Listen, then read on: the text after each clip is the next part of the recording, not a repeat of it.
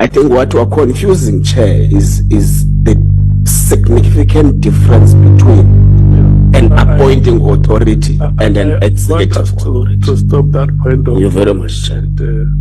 We're confusing two things, two aspects, different. Appointing authority, executive authority. There's no point of order. honorable members, let's have our meeting on Wednesday. No, it's not quite fast. He is out of order, Chairperson. I'm not out of order. He did not invite his explanation. No, Chair, I don't need to be invited by question Mr. the Nomfa. witnesses here. Don't project yourself as an expert. You are not an expert here. Order, Do Chair. not ask for your opinion. Chairperson, I'm order. questioning the witnesses. He must be Chairperson. quiet. He must be Chairperson, quiet. order. We don't need your opinions here. We're questioning the witnesses. Order, Chair. You Order. must keep quiet. We did not invite your opinion. Chairperson, Who order. are you to advise us? Chairperson, order. Who are you to advise us? You are not an expert here. Chairperson, We have a on legal point of order. advisor seated next to me. If we need a legal advice, we will speak to him, not him. Chairperson, on a point of order. Chair, I rise on a point of order. Because the point of order by Mr. Nomvalo is actually out of order. He has been allowed numerous times to make If you allow him to barge, you are also going to barge. even yesterday. If you allow him to do what he is doing, we'll do it as No, well. you are not a weep. And you can do it better than what he does. No. Don't make We're not going to be bullied by You are Ngola making here. useless We'll threats. never be bullied by Ngola here. Chair, He projects himself as an expert. You are not an expert here. We have a legal advisor. Chair, We're asking questions from point of witnesses, order. not from you. Who are you? Who are you? what is this? Hey, Chair, can I proceed with my point of order? I want to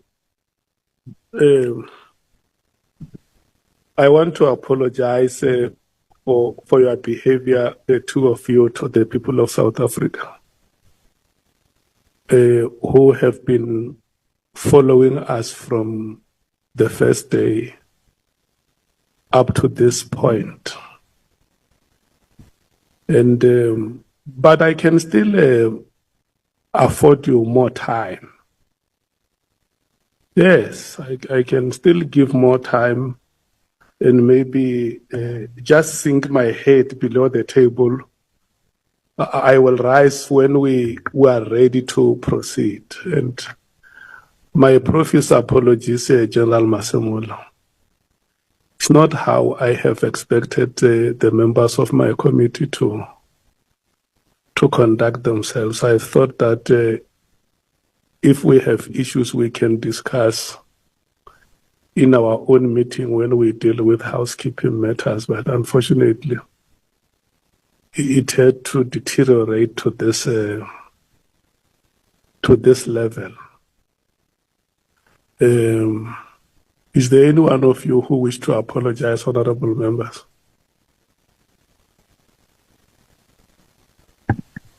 Chairperson, I'm not going to apologize. I think you failed to play your role as the chairperson of the meeting. We are asking the witness here, Honorable Skosana, based on how he understands what is written on the statement, and he wanted to be satisfied by the responses from the witness. The answers, like we've been doing since we started, are expected from the witness, not for him to interject and tell us about the law and what the law says. We employed a legal advisor here for that purpose, to advise us when there is a need to do so, not to be ambushed with legal advices that we did not invite. So, Chairperson, you failed the meeting. You were supposed to call Honorable Ngola right from the beginning because he was bullying us. No, honorable member, you are right. I gave you chance to speak, and when you were done, Honorable Ngola raised a hand and he spoke. Before he could conclude, I called him to order to tell him that the matters that he was raising were points of debate. And maybe because I spoke in a measured tone, I was not animated the way the two of you took each other. You might have not heard me. My measured tone could have drowned by the fist fights of your voices. But I wanted to restrain the honorable member to say, let's not engage on points of debate now. The honorable member has concluded his questions. We must now move to Honorable Cameron. But I still insist that if you honorable members do not see anything wrong with how you display your antics in front of the public, it's okay. We can hand over to Honorable Cameron. Yes, Honorable Nomval. No, Chair, following that explanation, we apologize. Let's move on. That is human. Honorable Ngola. Chair, for peace sake, I apologize. Otherwise, You don't apologize for peace sake. You apologize because you know it's genuine to do it. Not, but Chair, I did nothing wrong. We've agreed that we are going to allow members to intervene in between. So it was just a pure intervention, but I apologize. Thank you. Against the purchase of the similar gadget that was bought by DPCI back in 2010, where Jarasbia was working at DPCI at the time, whether such was bought legally, who are the supplier, and who's the manufacturer of the things. And I'll want the Parliament to check every financial records of Mr. Paul O'Sullivan and all the individuals I've mentioned, and so that we're able to trace and draw a conclusion whether is Paul O'Sullivan a clean man or is an agent. So I think based on that investigation, we're able to conclude whether is he indeed a clean man or he is what is being said in public, an agent. If he's a clean man, why he does what he does? If he's an agent, who is he working for? But it is time that this country must not sit back and be run by Mr. Paul O'Sullivan. And if government fails to act on it, the men and women in this country, they're going to take it upon themselves to do something drastic on it. And it might not be what this government wants to do, because he has gone too deep in showing that he's got control all over. And maybe lastly, I might ask the members to say, if we ever heard of any report that is deemed to be classified, that's supposed to expose the wrong that has happened, such reports be interrogated. And one of them, IPID has a responsibility to investigate criminal things. When you hear the Minister of Police says, I've got a report from IPID that is classified, you need to ask yourself a question. You are not an intelligence structure. What do you do with a classified report that you don't want to release? As IPID, what is that report doing in the minister, first place? Because IPID deals with a criminal case docket. Whatever you investigate must get into the case docket, and that docket must go to court. Why will it go to the minister, and the minister goes out public and say, I've classified this report, I won't make it public? So these are things that might need to be checked, because it is when the system of government fails. And you have worked hard to create a legislation to try and protect yourselves, the citizen of the Republic. But if it's manipulated in that fashion, that the minister can just decide, I'm classifying this, I'm not releasing it in public, perhaps you need to ask, do your minister that classifies a document, do you have a security clearance yourself? So how do you classify something if you yourself are not vetted? You don't have a security clearance. So what gives you basis to classify something? So those are the typical examples that I'm talking about that might need to be checked.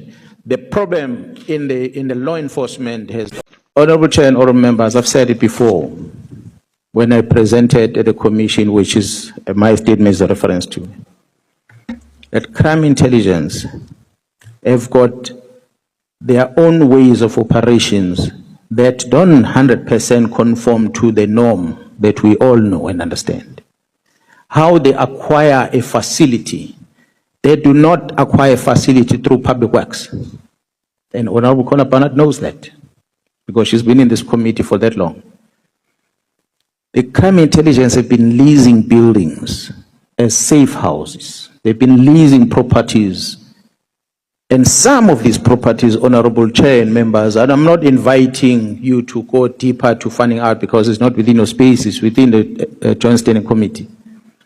But you will be shocked of some of these properties that we've been leasing as a South African Police Service, crime intelligence. Who do they belong to, number one? And whether they are used for what they are leased for. In government in general, the lease of a facility, it's a public works responsibility. But crime intelligence has been leasing buildings from as far back as I could remember. And there's never been issues about that. The matter of fact, Honorable Chair and members, some of the members within crime intelligence have benefited from the leasing of their own facilities to crime intelligence.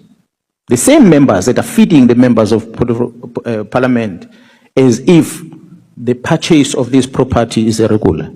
I've said it before, I don't work at crime intelligence. If the purchase of properties is irregular, then definitely the head of crime intelligence and the National Commission must be held accountable. If they broke the law, they must be held accountable. But hold them accountable on the correct structure of government. Don't misplace it. Don't go to the media and talk about it and grandstand about it.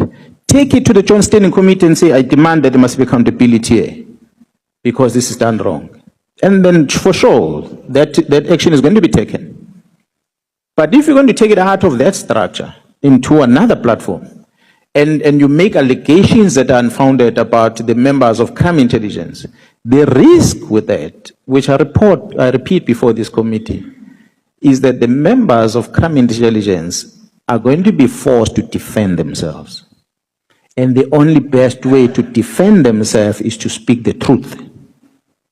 And when they come with the truth, majority of you will not be able to stomach it.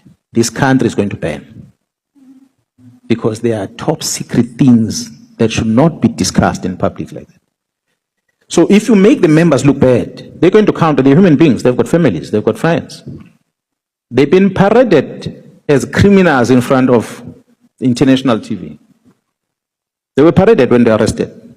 They were branded as bad people by these members of this committee, of this parliament, some of them. They kept quiet. But they know the truth.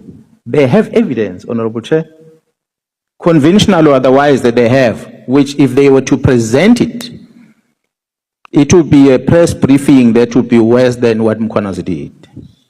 So I needed to prevent that by warning that let's not hold back and allow that the very same executive authorities, parliamentarians, participate in the wrong. Honorable Chair, if you were to ask me, I will say maybe we must close down crime intelligence, remove everyone that is there, and start afresh, if you will. Because I know names within crime intelligence that are bad. They were there in 2011, they are still there today. We have family members of the Mdlulis of this world that are still controlling gadgets that are listening to all of you at crime intelligence. And that's what Khumalo is trying to fix. What does he get in return? No, leave this thing alone. You are the bad one. And other members are comfortable because, I'm not going to talk about benefits that comes with it. So Honorable Chair, members, you'll forgive me, but I feel that these things that we've put on this statement is just a tip of the iceberg. Go to the media tomorrow, Honorable Member, and say things again. I'm going to come with another evidence. That's my submission.